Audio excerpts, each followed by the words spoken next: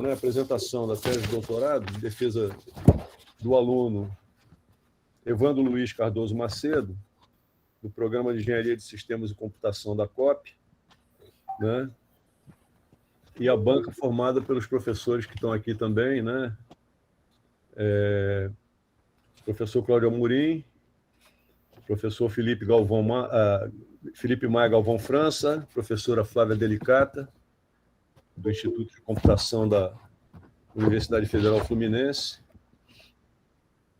Newton Alves, do CBPF, Centro Brasileiro de Pesquisas Físicas, e o professor Reginaldo Palazzo, emérito, lá da Unicamp, né? Todos aqui. Então, tem aí umas formalidades, está sendo gravado, né? E nós vamos dar 40 minutos aí para a defesa do candidato. Ele tem 15 minutos para fazer a defesa da sua tese, né? Ou da antítese, se for o caso, né? Antitese, espero que não, né? E depois desses 40 minutos, nós vamos nos reunir numa outra sala, cujo endereço aí está sendo enviado pelo Evandro, para nós podermos deliberar sobre o resultado. É basicamente isso, tem umas burocracias aí no meio do caminho, eu vou mandar um e-mail depois para vocês, para que cada um envie a sua consideração sobre a aprovação ou não da tese, né? Isso depois de nós deliberarmos. Isso aí é uma coisa nossa, vai ser depois. Eu vou dar, então, os 40 minutos para o Evandro, já passaram 3 aqui da minha fala, e você tem 40 minutos, Evandro. Depois a gente vai abrir para os candidatos aí. Só uma coisa a mais que eu gostaria de colocar, como eu estou com esse problema nos pés, eventualmente pode ser que eu precise levantar e dar uma andadinha, tá? Nada demais, mas eu conversei ontem com o professor Cláudio Amorim, e nesse momento que eu levantar aqui, o áudio vai ficar, o vídeo vai ficar, eu só vou levantar e dar uma caminhada aqui. Nesse momento, se houver alguma questão aí a ser resolvida, o Amorim rapidamente pode me dar um auxílio. Correto, Amorim? Correto. Tudo certo. Então, vamos lá, Evandro. 40 minutos para você, são 10h34. Vamos lá. Bom dia a todos. Muito obrigado, antes de mais nada, né, pela presença de todo mundo aqui, prestigiar esse momento. Obrigado à banca por ter aceitado avaliar o trabalho. Obrigado ao professor Luiz Felipe por toda a orientação até aqui, né, e à minha família pela paciência. Bom, a minha defesa tem o título Uma nova abordagem de 2 níveis para a obtenção de métricas de confiança e avaliação da segurança na comunicação entre dispositivos da internet das coisas. E, para começar, a gente faz um panorama de como que a internet evoluiu ao longo dos últimos anos, né? Temos uma linha aqui do tempo, onde lá, em 1969, começou com a ARPANET, uma rede desenvolvida, um projeto de desenvolver uma rede pelo Departamento de Defesa dos Estados Unidos, que visava construir uma infraestrutura robusta, resiliente, que suportasse a desconexão de certos nós, né? E grandes figuras, né, grandes nomes, aparecem nesse momento da história, como, por exemplo, Leonard Clark e Claude Shannon, que foram basicamente os pais da comutação de pacotes e da teoria da informação. Em consequência, né, veio o surgimento da internet, agora como uma rede de computadores, e o desenvolvimento de novas aplicações, como a web, novos protocolos, como HTTP, e também com o surgimento de novas figuras, aí, como Vint Cerf, Bob Kahn e Tim Berners-Lee. Por consequência, agora, mais recente, mas nem tão recente assim, né, 1999, vem um novo paradigma da internet, como uma evolução da internet como a gente conhecia, não só apenas como uma rede de computadores, mas agora uma rede de qualquer dispositivo conectado, a internet das coisas, né, que permitiu o surgimento de diversas aplicações que até então a gente não tinha, né? E esse termo foi cunhado por Kevin Neston nessa data, E essas aplicações incluem smart cities, né, cidades inteligentes, sistemas de transporte inteligente, sistemas de saúde inteligente. E o que a gente pode acompanhar ao longo dessa evolução é justamente o crescimento do número de dispositivos conectados, né? E como uma estimativa desse número de dispositivos, a gente tem esse estudo, né, que prevê que 27 bilhões de dispositivos estarão conectados em 2025. Essa estatística proporcionada pelo IoT Analytics, que mostra esse gráfico ao longo dos anos, mostra que essa tendência só vem a crescer, né? E aqui eles fazem uma segmentação de acordo com o tipo de conectividade, né, com uma grande maioria aqui ainda das redes sem fio, mas com o despontamento aí da rede 5G, né, que é a nova evolução aí das redes móveis em específico. Com base nisso, com esse aumento do número de dispositivos conectados, não só surgem novos problemas, mas também problemas antigos são evidenciados, né? Como, por exemplo, o problema de segurança. Se a gente tem mais dispositivos conectados, existe um aumento da superfície de ataque, né? Onde mais dispositivos vulneráveis também são conectados. Além disso, é difícil gerenciar dedicadamente, né, cada um desses dispositivos. É impraticável, visto a escala que essa quantidade de dispositivos alcança. E como ressaltado por outro grande nome, né, o Bruce Schneier, é como se a gente tivesse um botão para matar todo mundo, né? Se a gente não tiver um controle desse mundo superconectado, hiperconectado. Então, surge essa necessidade e, ao mesmo tempo, um desafio em específico, que é estabelecer a confiança entre esses dispositivos, de modo que, através dessa confiança, a gente possa não só proteger os dispositivos que são lícitos, mas também isolar os dispositivos que são maliciosos ou potencialmente maliciosos. Então, dentro desse contexto, a gente tem como objetivo dessa tese o surgimento dessas questões, né? A gente levantou essas questões de pesquisa em aberto, duas questões, que é como fornecer métricas de confiança na comunicação entre dispositivos IoT, de modo a proteger os dispositivos lícitos e isolar os dispositivos maliciosos. E como quantificar e modelar matematicamente esse conceito que, por vezes, é muito abstrato, né? Que é o conceito de confiança. Então, como objetivo específico, a gente quer apresentar uma abordagem que seja abrangente para obter essas métricas de confiança, um modelo matemático para esse conceito. A gente quer usar dados reais para avaliar a segurança dos dispositivos e responder essas questões de pesquisa. Então, para começar, a gente precisa de algumas definições, né, para definir o problema. E a primeira delas é uma separação de conceitos aqui que, por vezes, se interlaçam, que é a reputação e a confiança. A reputação, ela tem mais a ver com um conceito de comunidade, né, onde uma comunidade de dispositivos vai inferir sobre a reputação, de fato, de um dispositivo. É um valor que é comum a toda essa comunidade sobre o quanto que eu posso confiar naquele dispositivo. Ao passo que a confiança é um conceito local, é um conceito individual, onde cada dispositivo vai construir a sua confiança no outro, né, com base em determinadas características que ele observa, e não mais como um valor único, global, né? E a gente tem justamente essa dualidade, né? A reputação é um aspecto, tem aspecto global, e a confiança é um aspecto local. Então, para a gente começar a construir a nossa proposta, a gente precisa definir qual o conceito de confiança que a gente vai utilizar. E, para isso, existem vários conceitos, mas para a gente vai considerar 4 aspectos que têm que ser abordados no conceito de confiança. O primeiro deles é a garantia da identidade. Eu preciso saber, de alguma forma, que aquele dispositivo é quem realmente ele é. Preciso do comportamento de rede, preciso analisar esse comportamento desse dispositivo. Preciso garantir, de alguma forma, a integridade dos dados que são transmitidos e a proteção desses dispositivos, né, que é a separação entre maliciosos e ilícitos.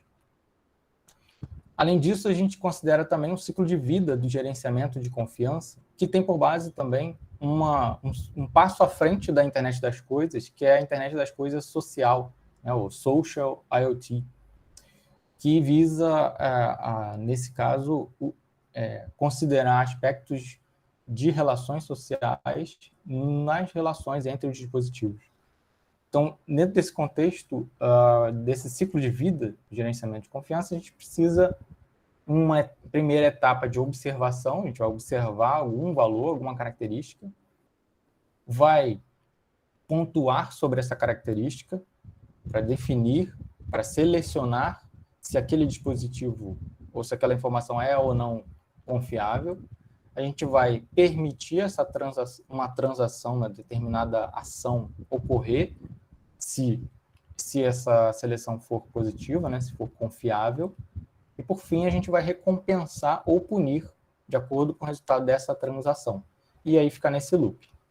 E a gente vai ver que a nossa abordagem ela adere bastante a esse ciclo de vida. Tá?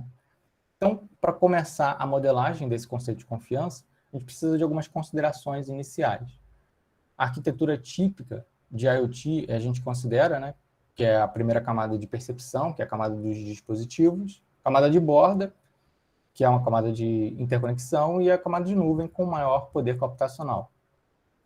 A gente considera também o esquema de identificação dos dispositivos, usando criptografia baseada em identidades, que é o IB, que a gente vai chamar de IB aqui, que é justamente, lembrando, né, daquele conceito de confiança, a gente linka na identificação do dispositivo, na identidade do dispositivo, e, por consequência, a descentralização dos geradores de chave pública em uma infraestrutura de cadeia de blocos na borda da rede, para justamente dar aquela reputação que a gente quer. Então, a proposta ela considera um modelo de 2 níveis, um nível alto para fornecer valores de acordo com a aplicação em questão, e um nível baixo de acordo que vai fornecer valores de confiança, considerando a dinâmica do tráfego, considerando informações de rede entre os dispositivos. Então, vamos ver um exemplo, né, para ilustrar esse cenário. Então, aqui na primeira camada de nuvem, tem lá o data center com o maior poder computacional, tem a borda, que tem os nós de borda, que tem menos poder computacional que a nuvem, mas ainda assim mais poder computacional do que os dispositivos. E, por fim, a camada de dispositivos em si, que é a camada de percepção, que tem os dispositivos querendo transmitir aqui. Dentro desse contexto, onde que se localiza a nossa abordagem, né? Como a gente falou, temos 2 níveis. Nível alto vai ficar na camada de borda e o nível baixo vai ficar implementado na camada de dispositivos, nos próprios dispositivos. E os dispositivos, quando quiserem comunicar, eles entre si vão inferir qual que é a confiança que cada um tem no outro, individualmente, além da reputação sendo consultada aqui no nível alto, através da cadeia de blocos, que é implementada nos nós de borda. A gente percebe que todo esse cenário é coerente com o ciclo de vida, né? Existe a observação do dispositivo em relação ao tráfego que ele está recebendo, ele pontua, ele seleciona, ele permite ou não que uma comunicação aconteça e ele recompensa ou pune, ele recompensa ou pune esse comportamento. Então, vamos ver especificamente como que cada nível funciona. O nível alto, ele é, digamos assim, disparado em 2 momentos diferentes, né? Pela camada de dispositivos e camada de borda, no primeiro contato que um dispositivo faz com o outro. Então, se o dispositivo não conhece o outro, ele não tem uma confiança inicial. Então, ele precisa dessa confiança inicial. E ele solicita essa confiança com base justamente na reputação do dispositivo com o qual ele quer se comunicar. Consulta a reputação e obtém essa confiança inicial. E um segundo momento é quando, já estabelecida a confiança, já estabelecida a comunicação, por algum motivo a confiança cai abaixo de um determinado limiar que foi definido pela aplicação, como o mínimo de confiança aceitável. Então, se essa confiança cai abaixo do limiar, ele também precisa solicitar novamente a reputação daquele dispositivo para ver se pode ou não continuar comunicando. Já o nível baixo, ele é utilizado em uma situação que é a situação majoritária, digamos assim, que é onde ocorre a transmissão de dados, né? Onde ocorre o tráfego de entrada, e tanto o tráfego de entrada quanto de saída, e aqui tráfego a gente entende como a soma dos fluxos, né, entre um dispositivo e outro, aqui representado pelo IJ. Então, assim como esse dispositivo aqui, no caso o computador da Alice, né, está recebendo o tráfego do dispositivo Raspberry, ele também está enviando. Então, cada um está analisando o tráfego do outro, inferindo sobre isso, de alguma forma, que a gente vai ver já já, e pontuando sobre esse comportamento, alterando os valores de confiança. Então, vamos agora, com base nesse modelo, né, nessa ilustração que a gente deu do modelo, vamos, de fato, modelar matematicamente essa abordagem. Então, primeiro, a gente define essa variável TRJI como sendo a confiança de um dispositivo J em um dispositivo I entre um intervalo definido, né, entre um intervalo de 0 e 1, sendo 1 a confiança total e 0 sem confiança nenhuma. Então, com essa variável TRJI, ela é definida, ela é formada por 3 componentes, componente C1, C2 e C3. Vamos ver agora o que são esses componentes, cada um deles. No primeiro componente, ele está relacionado ao nível alto da nossa proposta, como a gente já viu. Ele é responsável pelo cálculo tanto da confiança inicial, como daquele caso, né, que a confiança cai abaixo do limiar, e aí eu preciso consultar novamente a reputação daquele dispositivo, né? Ele é baseado na reputação justamente da identidade do dispositivo na cadeia de blocos. E para fins de modelagem, a gente considera uma distribuição gaussiana com esses parâmetros, a fim de ter uma distribuição normal, né, para esses valores de reputação, que é calculado com base no número de confirmações que um dispositivo I apresenta. Já o componente 2, a gente precisa definir algumas coisas antes.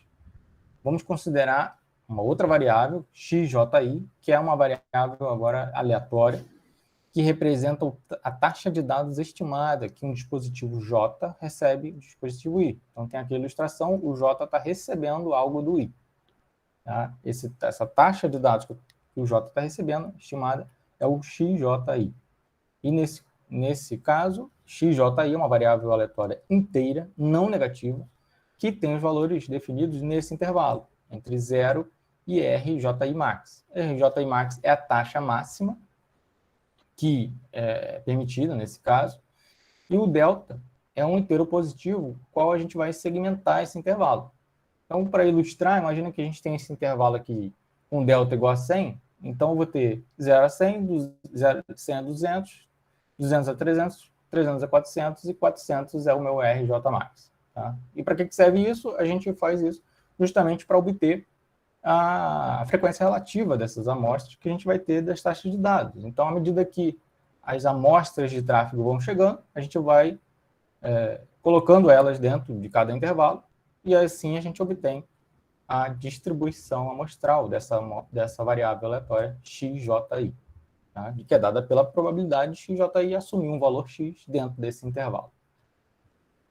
Ok, a gente tem essa definição dessa variável XJI, e voltamos agora para o componente 2. Esse componente 2 ele é responsável pelo ajuste dinâmico dos valores de confiança de acordo com o comportamento dessa variável aleatória, que é a taxa de dados recebida por um dispositivo. E esse componente 2 ele é baseado na entropia relativa. Então, vamos ver o que é essa entropia relativa. Antes disso, a gente precisa de algumas definições, como é o caso da autoinformação. A autoinformação de um evento XJI ser igual a X, um valor específico de taxa de dados, é definido como menos log da probabilidade de esse X ser igual a X. Né? No caso aqui, a autoinformação, a gente pode observar que é 1 sobre o log de P de X, também pode ser escrito dessa forma. É um caso particular da informação mútua, né? E com essa variável aleatória autoinformação, a gente pode calcular o valor esperado dessa autoinformação, ou ainda a média dessa autoinformação, que a gente vai obter a entropia dessa variável aleatória. Então, está aqui a entropia H de xji, que é menos o somatório da probabilidade de x vezes o log de p de x. Então, aqui a gente vê que é a aplicação direta do teorema fundamental da média, justamente nessa variável autoinformação. Aqui a gente tem o conceito de entropia, mas a gente falou de entropia relativa. Então, o que vem a ser entropia relativa? Bom, a gente precisa definir mais uma variável. Da mesma forma que a gente definiu o xji, a gente define yji para representar agora a taxa de dados observada, de i para j. Então, essa nova variável y, né, yji igual a y, dentro daquele mesmo intervalo que a gente definiu antes, a gente tem uma variável x, que representa o que eu estimo receber, que eu espero receber, e eu tenho o que eu de fato recebo, que é o que eu observo. Então, agora a gente pode definir a entropia relativa, que também é chamada de divergência de Kullback-Leibler. É esse D de PQ, né? Que é dado por essa expressão, somatório de P de x, log de P de x sobre Q de P de y. Tem alguém com o microfone aberto aí? Acho que pedir para... Não, tá ligado no computador.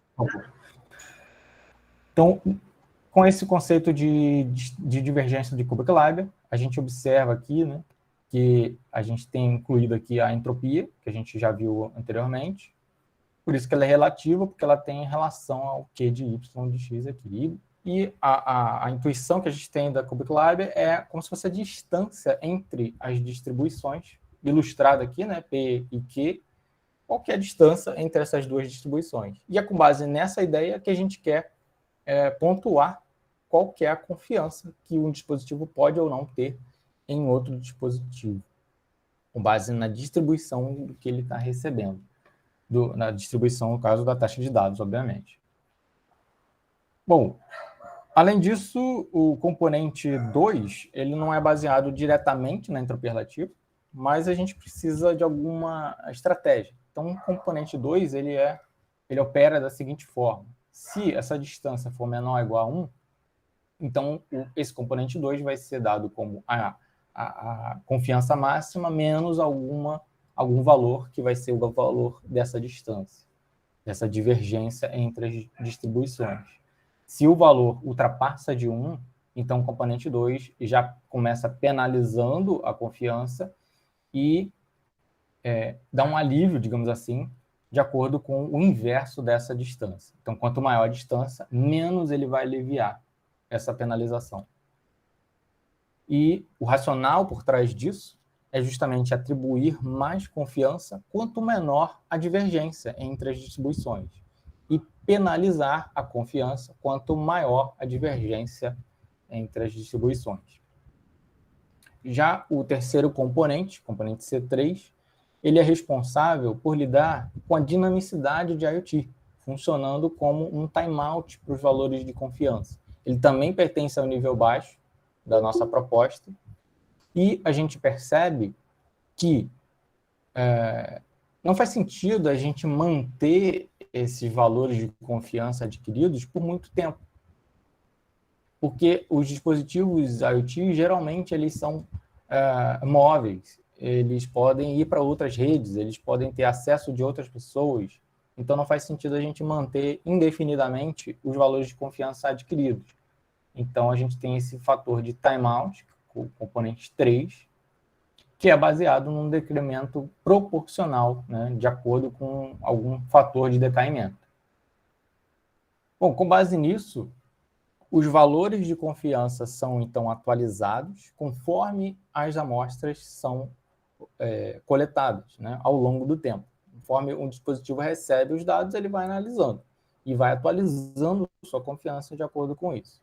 E a modelagem requer um limiar de confiança mínima. Eu preciso de uma confiança mínima estabelecida de acordo com a aplicação que vai definir qual que é o mínimo de confiança aceitável por aquela aplicação. E cada dispositivo cada dispositivo recalcula a sua confiança no outro, segundo essa estratégia. Então, se a confiança atual ela é menor do que o limiar, ela não é suficiente, então a gente vai calcular esse componente de trust, né, de confiança atual, atualizado, com base no atual, mais o componente 1. Lembra que o componente 1 é o componente de nível alto, né, que é o que ele consulta a blockchain, a cadeia de blocos, para poder obter a reputação. Já se essa confiança atual ela é maior do que limiar, ou seja, a comunicação de fato está podendo acontecer, então continua atualizando com base no componente 2, que é o do nível baixo, né, que é baseado na entropia relativa, na divergência de Kubrick-Leiber.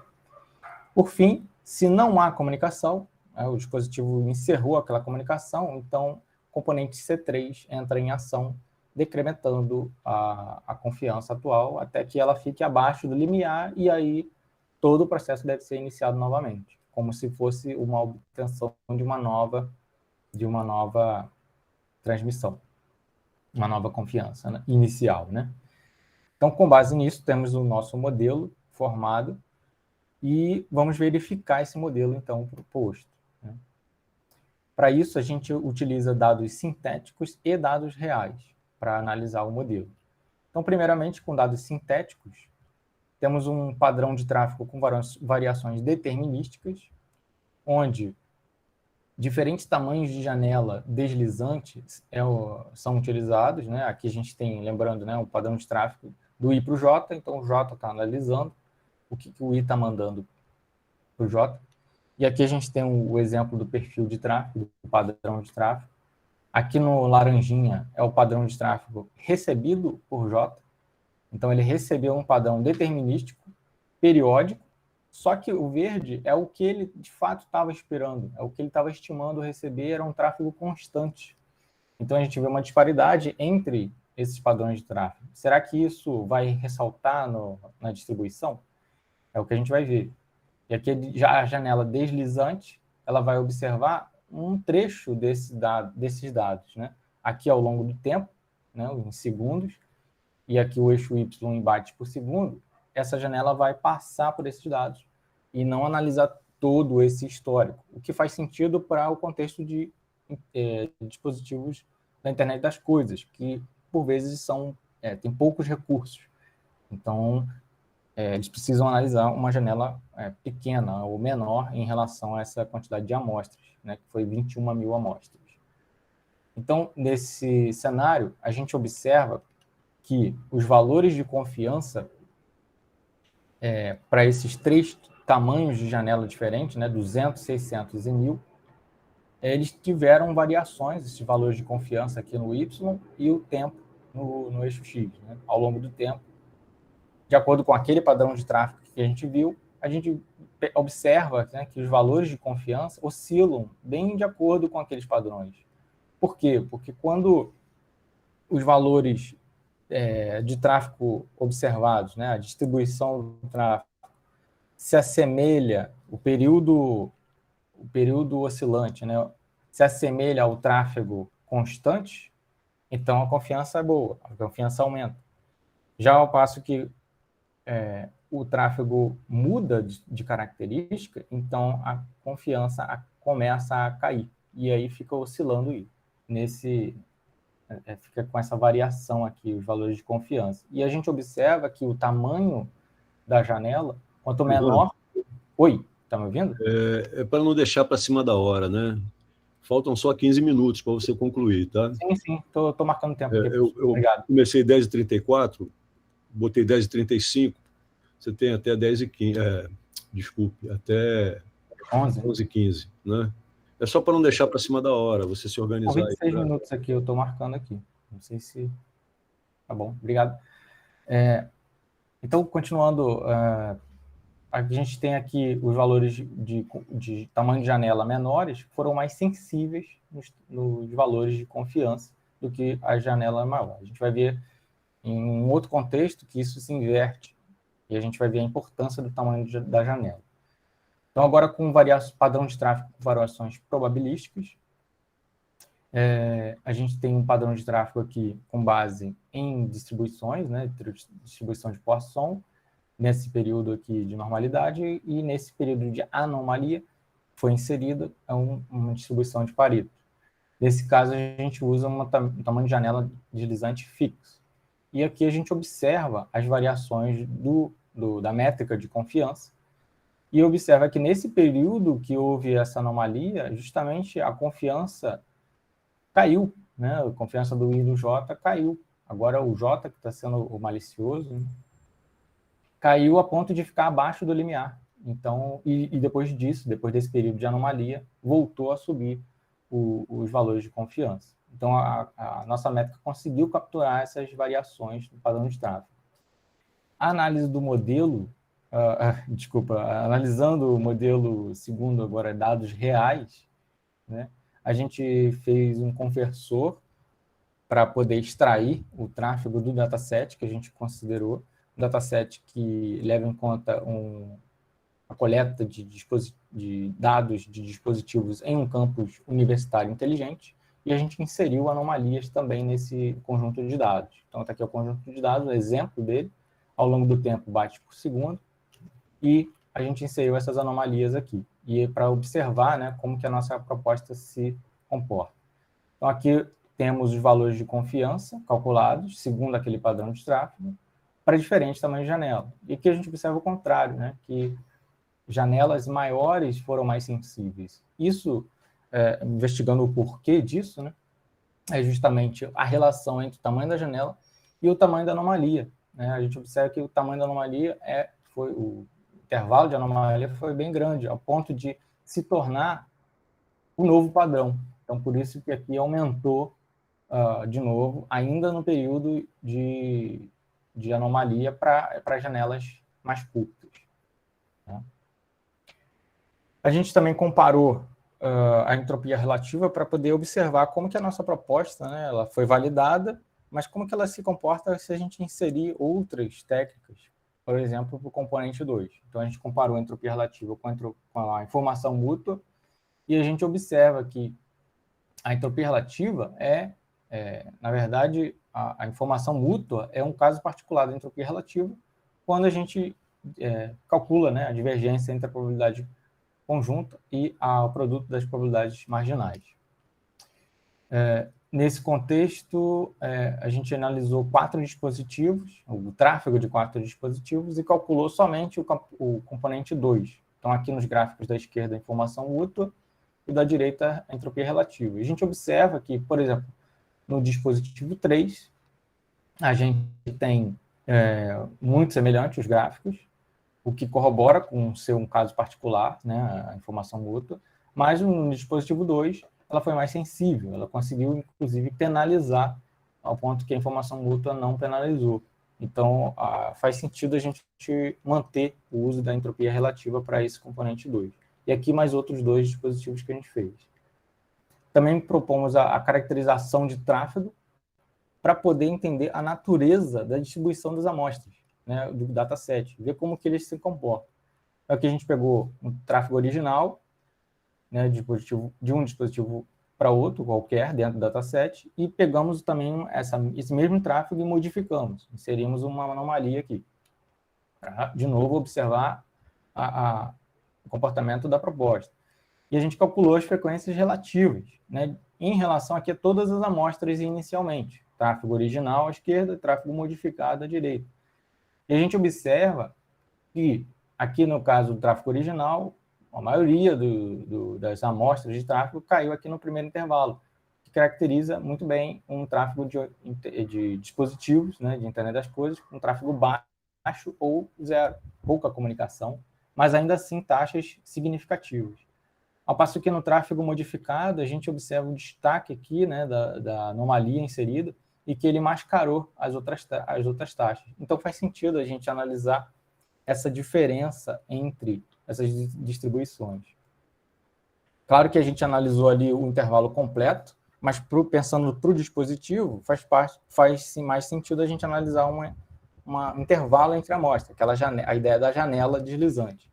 E o que é interessante também a gente observou é essa autossimilaridade, né, desse intervalo de 1 a 1000, a gente observa que é muito parecido, né, essa distribuição, enquanto que o intervalo onde a anomalia ocorre ficou completamente diferente. Tá? Então, aqui tem um destaque, né? O intervalo considerado foi o inicial e aqui o intervalo de anomalia. Então, a anomalia, de fato, alterou a distribuição.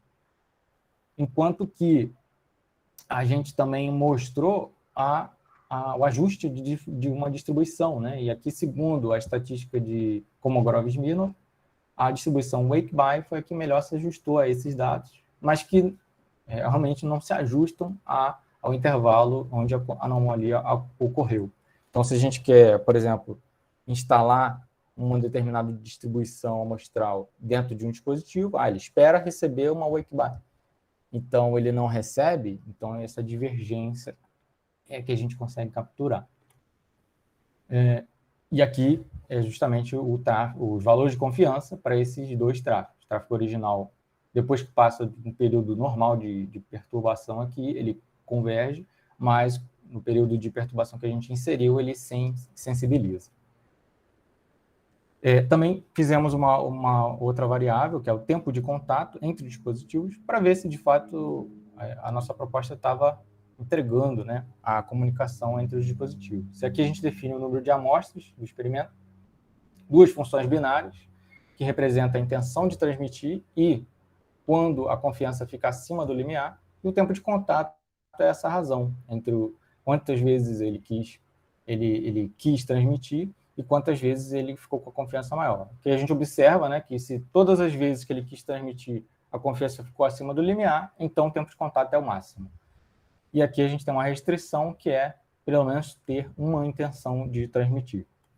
Então, para verificar esse modelo, fizemos experimentos, considerando esses parâmetros, né, todas as amostras, ou uma parte das amostras com a janela deslizante de tamanho 600. Fizemos para 4 pares e 30 pares. Variamos a fração de dispositivos maliciosos na rede. Temos aqui outros parâmetros, né, o componente de caimento temporal, o tráfego estimado segundo o filtro de Kalman, que é muito útil, né, para a gente, pensando em dispositivos IoT, se a gente tem um filtro de Kalman, a gente só precisa de um valor de uma amostra, a gente precisa armazenar o histórico dessa amostra, então, de novo, pensando nos recursos do dispositivo, e a taxa máxima de 100 kb e 10 intervalos, né, de tamanho delta. Então, nesses experimentos, fizemos para 4 dispositivos, nesse caso, 4 tráfegos diferentes, a gente observa aqui, né, ao longo do tempo, sempre, com bytes por segundo. E nesses tráfegos, quais os valores de confiança associados, né? Os 2 primeiros dispositivos eram lícitos, então tiveram as suas confianças quando quiseram comunicar, ao passo que os dispositivos 3 e 4, que eram maliciosos, não conseguiram ultrapassar a barreira do limiar de confiança. Então, não conseguiram estabelecer a comunicação. Aqui é um retrato do nível alto, os valores que foram utilizados, né? Aqui a gente observa que é basicamente quando ele precisa obter a reputação, no início da comunicação, e o dispositivo 3 e 4 eles precisavam consultar a reputação para poder tentar comunicar, mas não conseguiam. Né? Mesma coisa para o nível baixo.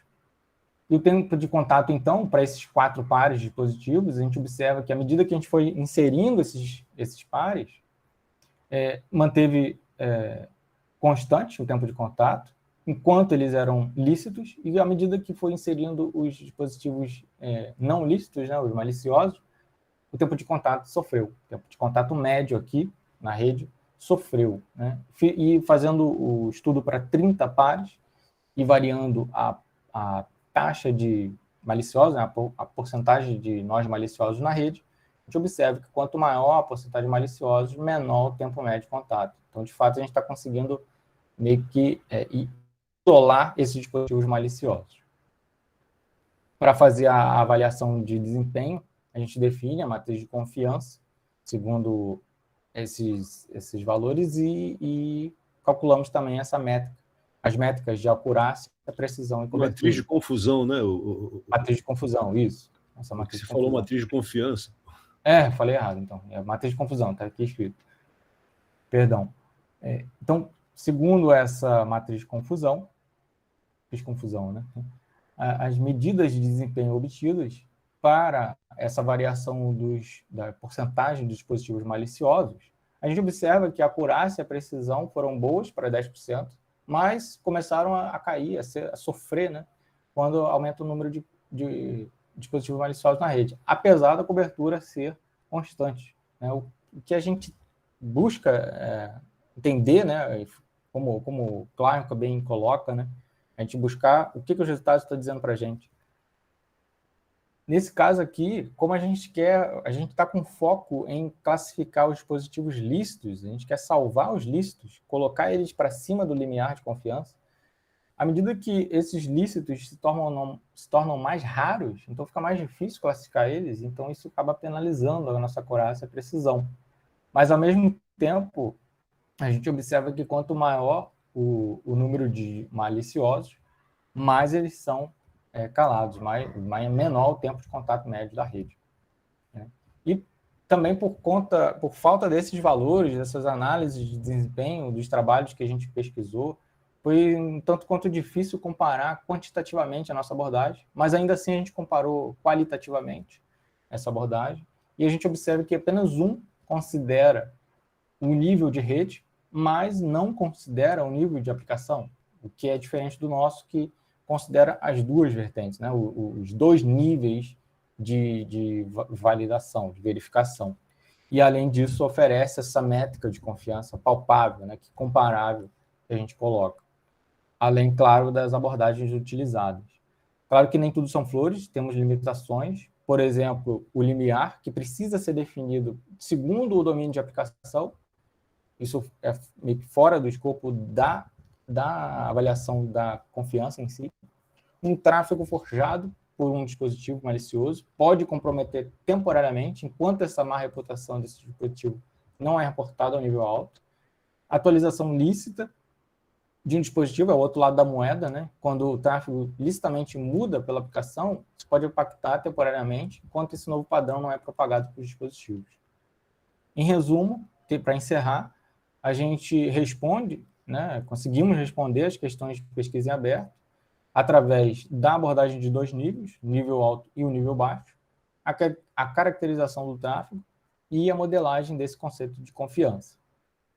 Aqui a gente deixa as sugestões para as pesquisas futuras, né, que é investigar essa métrica em outros contextos, além de IoT, por exemplo, numa rede de provedores de serviço, estudar outras medidas de entropia, como Tsales e Henny, e a gente deixa nos apêndices algumas noções dessas entropias, estudar outras estruturas de registro distribuído para nível alto, não só para dar reputação dos membros dos dispositivos, mas qualquer membro da rede, investigar como modelos de ciência de rede, como, por exemplo, Barabás e Albert, pode influenciar nos valores de confiança e elaborar um ambiente de dispositivos reais num molde de um test bed, que pode ser utilizado, inclusive, para outros projetos.